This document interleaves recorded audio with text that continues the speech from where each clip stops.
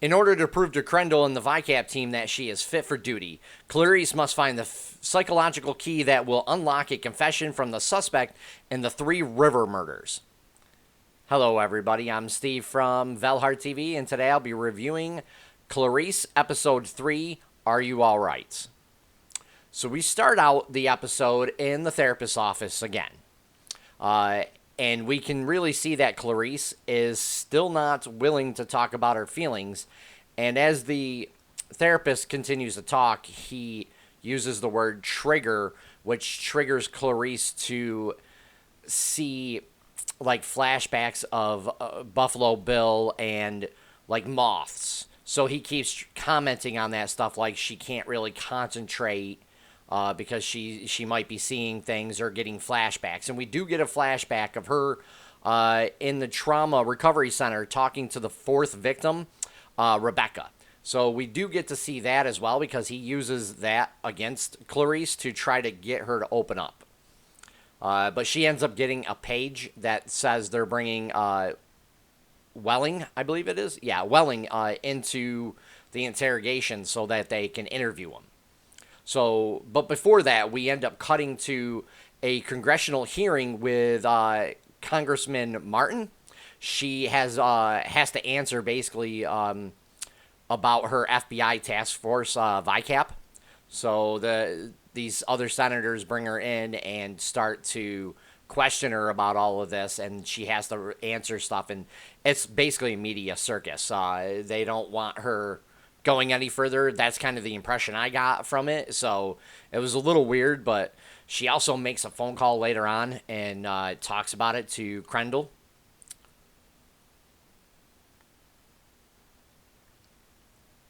Krendler. Yeah, sorry. I had to look it up in my notes because, yep. So, but then we do cut back to Clarice and the rest of the team, and they're waiting for Wellington to be brought into the interrogation room. So they really start going over their strategy. They talk about how he asked for a deal from Clarice. So they bring her in with Krendler. And they start talking about it, and they want him to basically confess. And he reneges on the deal. He's like, oh, I'm just a handyman, you know. He's like, I was there fixing a washer, and they end up walking out, and Clarice is like, I know what I heard. And they're like, oh, we're not saying any different, you know, but now he's reneging on the deal, but he doesn't have a lawyer either. So he's like, what's going on? And so they really start going back and forth with him, and it really starts getting interesting.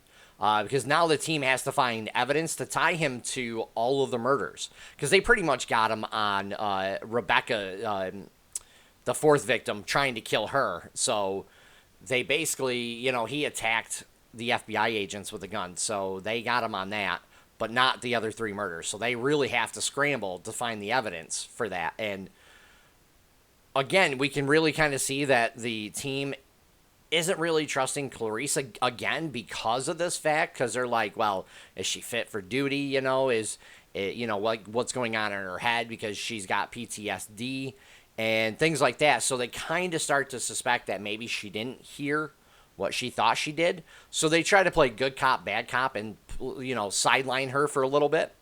But, eventually they do kind of come back to her because she's like, look, because she keeps telling him, she's like, look, this guy's not afraid of us. This guy is not, going to just confess. He's toying with us. And they're like, no. And then they start to realize that she's kind of right. So, basically, so they find out that, she's right, and they have to really keep going through. And they do start to pick up stuff, but it's like,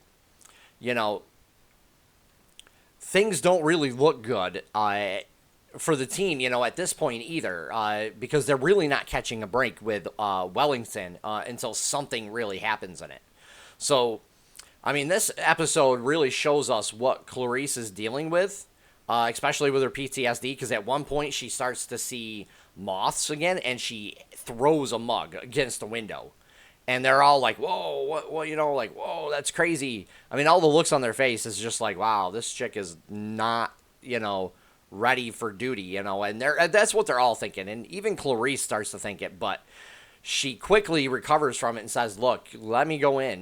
This guy doesn't know this stuff, but he's not a serial killer. And that's her whole premise for it. So you can really see that she's struggling with this, with her inner demons for this and facing her, her past and the truths and stuff. So I thought that was really good. Yeah, again, the moths in this were really cool. They especially the way they keep doing it, where she's looking down at her hand, and then a moth just appears, and then all of a sudden it starts to change a little bit. Yeah, like the effects in this were pretty pretty good. It's mostly normal effects though, there's no real special effects except for the moths, which I think is actually a nice touch because they're not bad CGI. It's not hard to make them and do stuff with them because they're really, just a few things that you see for it, especially the bigger ones that she sees. And the acting wasn't bad either. I thought Wellington was great. He's played by, I don't have it up. I can't remember. I don't have it in my notes. I apologize. But yeah, he's really good. You can really tell he's toying with all these people, including when they send the sniper Thomas in, to talk to him, to try to get him to open up. And he's just still toying with them because he's not afraid of them. But all of a sudden, when they start talking about a lawyer, he gets afraid. So I thought that was a really good touch. Like, this whole thing was a little slow burn, but we don't start right back at square one with Clarice.